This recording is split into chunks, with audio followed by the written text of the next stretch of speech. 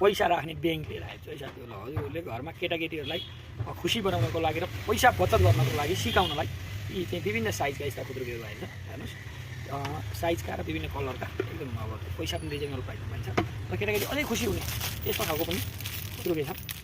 यो हात्ती यसमा एउटा अर्को प्लास्टिकमै पिकवाला सुँगुरवाला पनि खुद्रुके आउँछ त्यो पनि छ र टिनको त्यो के गर्ने पनि छ चाबी लाउने खुद्रुके पनि छ।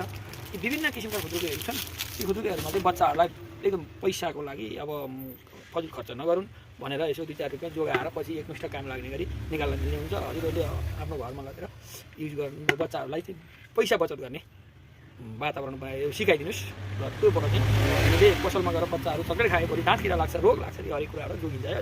यो चाहिँ एउटा मैले भिडियो व्यापारको लागि भन्दा पनि हजुरहरूको घरमा भएको यो जुन हजुरहरूको घरमा भएको बच्चाहरू चाहिँ पसलतिर गएर चक्लेट किनेर खाने यस्तो यस्तोमा चाहिँ जोगिउन् भनेर एउटा के गरेको हो त्यो कारणले गर्दा पनि बनाएको हेर्नु होला। यस्तो खुद्रुकेहरू छन्।